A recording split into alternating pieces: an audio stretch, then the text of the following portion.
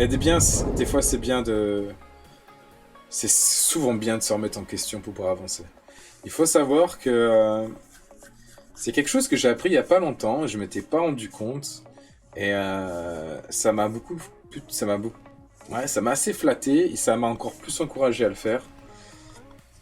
Et ce qui m'a donné un nouveau challenge, que je suis pas prêt encore à faire, hein, mais que j'ai en tête, c'est que j'ai remarqué que j'étais au final à l'aise à parler, à présenter, à parler en public. Alors je sais pas si ça se voit là, ou peut-être que certains diront bah si ça se voit, si tu fais des vidéos et tout. Mais il faut savoir qu'à la base, moi, présenter quelque chose, parler devant du monde, ouais, faire une présentation, c'était ma plus grosse hantise, quoi. Mais vraiment ma plus grosse hantise, hein. Pourquoi je vous montre ça? Parce que j'ai rien d'autre à montrer. Allez, on va vous montrer autre chose. Allez, on va vous montrer ma page Facebook en attendant. Bim. Non, Instagram. Et si tu veux, on regardera mes vidéos vite fait. On va faire ça après. Il y a les dernières vidéos que j'ai fait. Ouais, elle est sur mon compte Instagram, n'hésitez pas, faites-vous plaisir. Et j'en ai pas beaucoup, je sais pas comment rajouter d'autres followers, c'est assez compliqué, peut-être que mon contenu est pas très bon, mais bon. Donc je disais, ouais, ma plus grosse hantise, c'était de présenter, quoi. Faire des présentations. Parce que tout petit, quand au collège, on a des devoirs comme ça à faire, où il faut faire une certaine préparation, ça demande du temps, j'avais la flemme, je me prenais toujours au dernier moment, et je comprenais pas ce qu'on me demandait de faire, mais pas du tout. Et que ce soit tout seul ou en groupe, ben en groupe c'était encore pire, parce que chacun faisait sa partie, et quand c'était la mienne, je savais pas quoi dire, déjà j'avais pas les mots, je savais pas parler, ça se ressent encore un peu maintenant, je pense, hein, je fais beaucoup d'erreurs d'orthographe ou de grammaire quand je parle, mais je... Ah, j'avais des blocages. J'étais très timide quand j'étais petit, vraiment très timide. Je me sentais très différent, introverti, et du coup, ça m'était mal à l'aise pour parler. Encore quand j'étais en primaire, non, j'étais dans un bon environnement, donc j'arrivais à parler avec tout le monde, ça allait.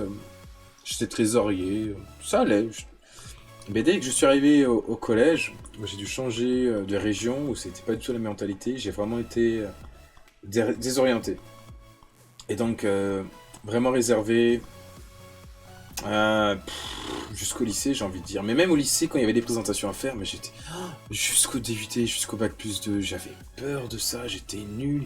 Il y a vraiment que pour mon stage de fin d'entreprise en DUT, vu que je savais de quoi je parlais, vu que ça m'avait motivé de travailler en entreprise, et ben que là, j'avais réussi à parler correctement, à amener mon sujet, même si au final, bah, l'un des profs s'était endormi sur ma présentation, donc ça veut dire que la façon de parler, c'était pas encore ça, mais au moins, j'étais hors sujet, alors qu'avant, à chaque fois, j'étais hors sujet, et du coup, c'était ma plus grosse peur de parler.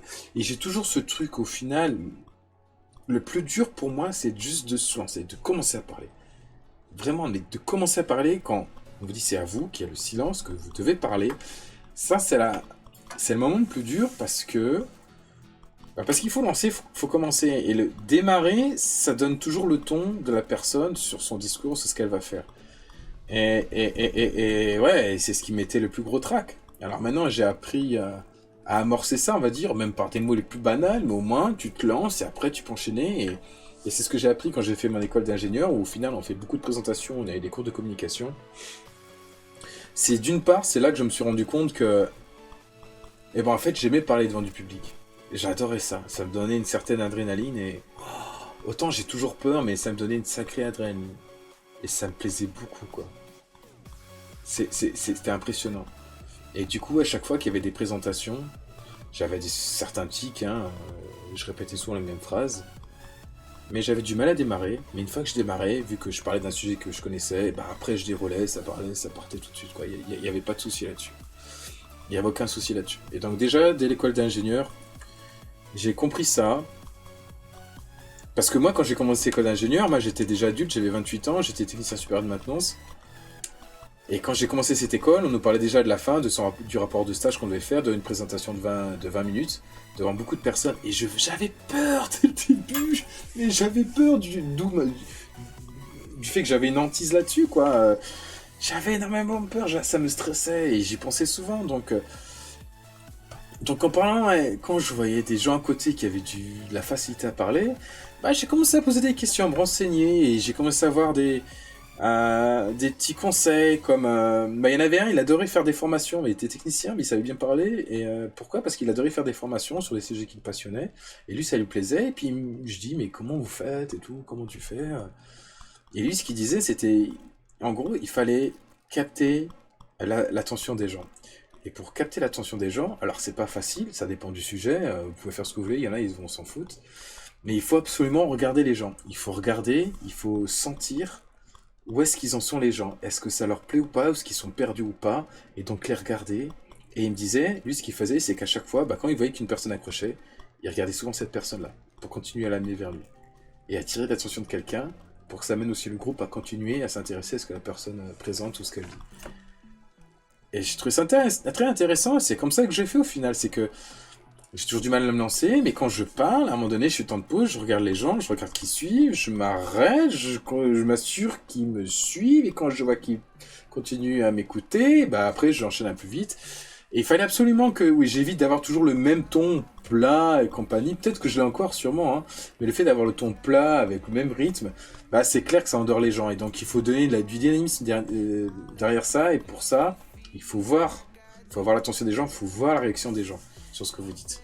Et c'est très dur quand on n'a pas l'habitude de parler devant des gens, surtout quand on n'ose pas regarder les gens. Et donc voilà, j'ai appris ces choses-là, et puis après que le travail, en étant chef de projet, on est amené à parler devant beaucoup de personnes, à faire beaucoup de présentations, et même plus loin, quand j'ai un portefeuille de projet, là on doit le faire devant la direction, donc c'est toute une mise en scène. Mais pour arriver à ce niveau-là, déjà, ouais, en tant que chef de projet, moi je me rappelle, moi j'avais des meetings tous les matins devant 70 personnes, quoi. 70 personnes. Donc, waouh! Et vu qu'il y avait tellement de choses à faire, j'avais jamais le temps de préparer mon discours, donc je m'assurais juste de dire, de me rappeler qu'est-ce qui s'était passé la veille, qu'est-ce qu'il fallait faire aujourd'hui, et c'est tout ce que je disais, en gros. En gros, voilà, ça s'est bien passé, ça, là, faut faire attention, maintenant il y a ça à faire, voilà, des questions, voilà. Et ce que je faisais souvent, et ce que je fais toujours, quand je sens que je suis un peu fébrile sur le sujet, que je manque de contenu, je demande l'avis des gens, tout simplement, l'avis des gens autour.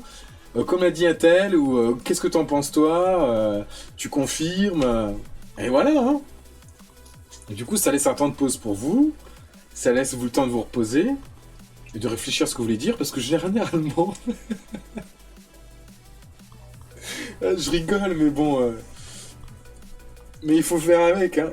Et généralement, quand je fais ça, quand la personne commence à parler, je sais déjà ce qu'elle va dire, je sais déjà de plus ou moins de quoi elle va parler. Ce qui est bien, c'est qu'elle va sûrement le dire de manière plus détaillée, avec ses mots à elle, qui vont aussi parler aux gens, et ça va leur donner une autre vision, du coup ça va les accrocher un peu plus, ils auront peut-être plus de questions, mais moi en attendant, ça me laisse un temps de pause, où au final, j'écoute pas ce qu'il dit du tout, ou très peu, mais vraiment en arrière-fond, donc où je me concentre, sur ma partie à moi, à savoir qu'est-ce que je dois dire après, est-ce que j'ai tout dit, est-ce que c'est ok ou pas, ça me permet de superviser.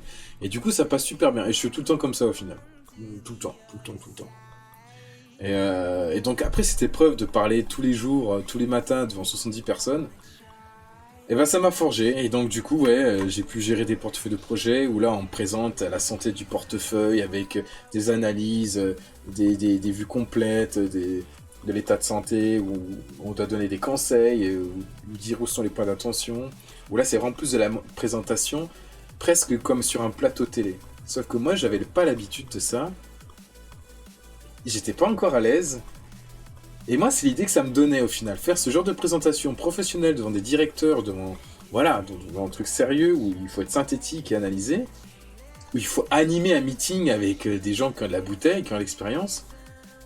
Moi, ça m'a fait penser à ceux qui animent des présentations de télé, avec des chroniqueurs autour. Et moi, j'avais qu'une tête, c'est réussir à faire comme eux. Réussir à animer un meeting ou un débat pour que ça reste vivant, pour que je garde le contrôle quand même, que j'ai des choses à dire, mais que ce soit fluide, bien présentable et clair, avec la gestuelle, les mots, même la présentation. Et j'étais beaucoup fasciné par ça parce que je voyais que j'avais des lacunes. Que je dois toujours voir encore, mais je l'ai beaucoup moins maintenant, depuis que je fais 10 vidéos et depuis que je fais mon executive MBA. Encore il n'y a pas longtemps, ça m'a fait halluciner parce que mon supérieur m'a dit ouais, c'est super cool, l'école que tu fais. Moi aussi, j'ai fait des cours de présentation et tout. C'est hyper important, la posture, patati patata. Mais quand même, toi, je vois que t'en as pas besoin. Je dis, ah bon, pourquoi? Parce que toi, quand tu présentes quelque chose, tu transpires la sérénité ou l'assurance, quoi. On sent que t'es à l'aise, c'est pas un problème. Et moi, je le regarde comme ça, et dans ma tête, je lui dis, mais non, c'est pas vrai. Ah bon, je suis comme ça, moi? Sans déconner. Non, je suis pas comme ça du tout. Et apparemment, si. Et il s'avère que oui, ça a l'air d'être le cas. Ça a l'air d'être le cas. Je me suis même pas rendu compte. Après, si on parle du sujet que je maîtrise totalement, bah, en effet, hein, je peux en parler pendant des heures et des heures. Mais le fait de faire cette école, de faire ces vidéos, c'est clair que maintenant, quand j'ai des sujets à présenter, quand j'ai des projets, des statuts de projets à présenter et plus, c'est vrai que je les déroule. Je les déroule hyper bien. La présentation, je la fais hyper carrée, de manière globale, un peu plus détaillée, très détaillée, des questions, et voilà. Et c'est hyper clair pour tout le monde. Et ça, je peux le faire devant beaucoup de monde, que ce soit sur un ordinateur, à distance ou même en présentiel. En effet, ça me pose plus de problème du tout. Plus du tout. Plus du tout. Et du coup, bah ouais, mon supérieur, il était fasciné par mon aisance et compagnie, comment j'avais réussi à faire ça, que c'était lié à mon école, patati patata. Donc je lui ai dit un peu d'où ça venait, quoi.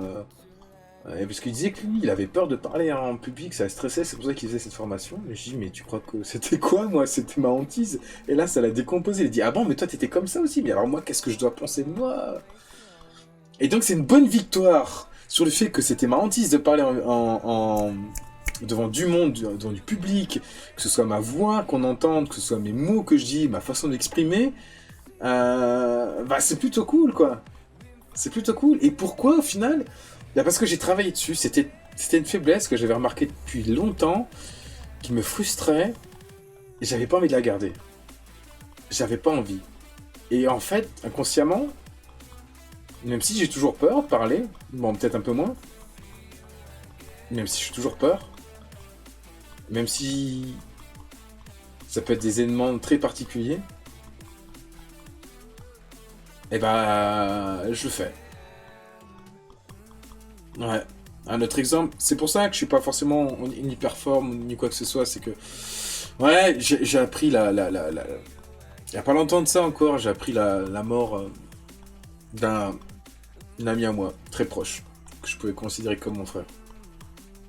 Une personne énorme. Je vais pas m'étaler là-dessus. Mais ce que j'avais décidé du coup pour sa cérémonie, c'était de parler cette fois-ci. J'ai déjà plusieurs enterrements dans ma famille. J'ai jamais osé parler avant. Parce que c'était trop fort ou je me sentais pas de le faire et j'ai beaucoup regretté derrière au final. J'ai beaucoup regretté. Et là je me suis dit non. Cette fois-ci non, pour cette fois-ci, avec tout ce que j'ai emmagasiné, avec l'importance que ça a, non. Je vais le faire. Je vais le faire. Et je vais le faire comment? Comme je l'ai appris. Comme je l'ai appris. Parce qu'au final... Ah ouais, c'est là-dessus que je voulais revenir aussi au final. Même dans mon école, ceux qui font l'executive MBA, on n'est pas tous aussi à l'aise à parler en public. Et moi, je me rappelle quand j'ai fait cette école, je me suis dit, je vais me forcer, je m'en fous, je vais parler, je vais présenter. S'il faut présenter à chaque fois, j'essaie de passer le premier, comme ça c'est fait. Il faut pas essayer de passer au milieu ou vers la fin, parce qu'au final, vous voyez tous les gens, parler, vous voyez comment ils formulent leurs choses, vous voyez comment ils font bien les choses, et du coup, ça vous rajoute de la pression sur la manière de comment vous allez devoir parler, vous. Et c'est de la pression inutile pour rien, parce que il n'y a pas de jugement au final, il n'y a pas à juger si l'un parle mieux que l'autre, et même si c'est le cas, c'est pas grave, mais ça va vous jeter une pression pour rien, pour essayer de mieux faire, et au final, vous soyez pas naturel, et que votre message passe mal. Donc moi, je dis, quoi qu'il en soit, je passe en premier. Et c'est ce que j'ai fait pendant mon école, pendant différentes présentations. Je suis passé en premier. Il y avait des fois, bah, on faisait un cours, on faisait un exercice en groupe qu'il fallait présenter. Et bah, boum, j'y allais, je présentais, et je le faisais comme ça. Comme ça. En impro. Tout en impro. Tout, ok, oui, on parle d'un sujet qu'on a travaillé. Mais il n'y avait pas de discours préparé, il n'y avait pas de répète, non, en impro. Total en impro. rien à faire, et du coup ça passait bien. Alors après, c'est vrai, j'avais un peu cet air un peu nonchalant à dire ouais, cool, je m'en fous.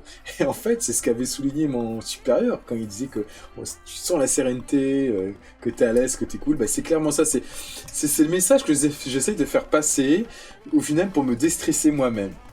Pour qu'au final ça paraisse plus naturel et que ce soit fluide, tout simplement, que ce soit hyper fluide. En fait, je suis en train de vous faire un cours de communication. Fait de ma propre expérience. Du coup, je la mettrai peut-être sur YouTube, mais vite fait. Mais vite fait. Je ferai pas de promo ni rien. Et ce n'est pas le cas pour tout le monde. Il y en a, ils sont obligés de répéter, et même quand ils répètent, et ben, ils n'arrivent pas à finir dans le temps imparti. Ils hésitent, ils bégayent, ils reviennent. Alors qu'au final, c'est pour ça que je préfère souvent l'impro. Alors des fois, c'est bien quand c'est vraiment sérieux, quand il y a des messages clairs à passer, de retenir certaines phrases. Et je reviendrai là-dessus. Mais il faut que ça reste naturel. Et ça passera beaucoup mieux que si vous récitez un discours ou un poème. Non, les gens, ils vont le sentir direct. Et ça va moins les toucher. Ils vont plus s'en détacher. Parce qu'ils se diront, bah, ok, il a pris ça direct, mais bon, c'est du par cœur. Il déblatère ses infos, et puis voilà. Et c'est là qu'en discutant avec d'autres personnes de cette école, en effet, on n'est pas tous au même niveau. On n'est pas tous au même niveau. Et je suis content, au final, moi, qui avait une certaine hantise là-dessus, une très grande hantise, que je fais partie de ceux qu'au final, ça dérange pas. Ça dérange pas de parler en public, pas du tout. Même si j'ai toujours un stress. Hein. Si vous êtes en cours, que souvent, il y en a, ils lèvent la main pour parler, pour poser des questions, pour répondre. Ça, j'avoue, pareil, je suis pas le premier. Hein. Parce que j'ai une certaine fibrilité là-dessus. Fibrilité ? Ouais, on peut dire ça. Et donc, je reviens sur la cérémonie de mon meilleur ami. De la meilleure amie. Voilà, j'ai dit, je le fais. Mais je le fais en impro. Voilà. C'est ce que j'ai dit à tout le monde. Et c'est ce que je me suis dit. Une impro, mais préparée. C'était hyper important pour moi. Je voulais dire ce que j'avais sur le cœur. Je voulais partager avec les gens ce que j'avais sur le cœur, sur ce que je pensais cette personne, et sur ce que j'aimerais, ce qui se passe par la suite. Je voulais donner des conseils, comme je le fais ici, pour motiver les gens, pour les booster, pour qu'ils se sentent mieux après cette triste nouvelle. Pour suivre mon slogan qui est ici, que vous voyez sur mon stream ou mes vidéos, qui est faire de vos rêves une réalité. J'aimerais aider les gens, booster, motiver les gens à faire ce qu'ils aiment. En me montrant comme exemple, j'ai envie de dire, parce que moi, je n'ai rien eu au tout début, je n'ai rien eu. Et juste par le fait de vouloir et de tout y faire pour y arriver, je dis pas tout y faire, mais d'essayer d'y croire et de faire un minimum pour y arriver, on arrive quand même à faire des choses. Et donc, j'ai dit, je le fais en impro, mais bien sûr, ouais, j'avais réfléchi dans ma tête de ce que je voulais dire, des 3-4 idées que je voulais dire, et j'y réfléchissais. J'y réfléchis 3-4 fois, dans la journée, la veille, pendant la nuit. Et le lendemain, je l'ai fait. Et apparemment, ça a été très touchant. Les gens, ils ont beaucoup apprécié. Ils ont trouvé ça très beau. Mes parents étaient fiers aussi. Moi-même, j'étais fier. Et je devais le faire. Je devais le faire pour mon meilleur ami. Il fallait absolument que je le fasse. Après tout ce que j'ai appris, il n'y avait pas de raison que j'ai honte de le faire, que j'ai la peur. Parce que je sais que j'aurais des regrets. Et bien, il ne méritait pas ça, quoi. Bref. Et je l'ai fait, et quand ça a été à mon tour, comme je vous l'ai dit, j'ai pris le micro devant tout le monde. Je sais plus combien on était, c'est pas le but. Et pour me lancer, j'ai dit juste des petits mots comme ça, d'accroche, n'importe quoi. Parce que je savais pas comment commencer vu que c'était une impro. En effet, j'avais pas appris mon texte de A à Z, j'avais pas écrit sur un machin, j'avais pas le lire, non, c'était pas mon truc. Non, j'ai posé mes lunettes, j'ai dit... Bon, j'aurais juste quelques mots à dire, quelques pensées pour la personne. Juste pour que je commence à parler, que les gens ils entendent ma voix, que j'entende ma voix, que je me mette à l'aise et que je commence vraiment à parler. Et après j'ai déroulé. J'ai déroulé de manière naturelle comme j'ai pu, en regardant les gens, en faisant un peu des temps de pause rapidement pour être sûr que les gens suivent ce que je dis. Et je l'ai fait. Et c'était un super hommage. Super hommage, quoi. Et je crois que j'ai fini. J'ai fini là-dessus. Et donc mon prochain challenge, c'est essayer de faire une conférence. Ça, c'est pas pareil. Je sais pas à quoi s'attendre, j'y connais rien. Faut peut-être que je me renseigne un peu. On m'a donné des sites sur lesquels on peut s'inscrire en tant que volontaire si on veut parler de certains sujets. Déjà, je sais pas de quel sujet je vais parler. Ça viendra sûrement. Mais je pense que c'est l'un des prochains challenges que j'aimerais faire une conférence. Je pense que je vais avoir très peur. Ça va me demander beaucoup d'énergie. Mais quand j'aurai fait, je serai, euh, je serai hyper content. Ça, je pense, ouais.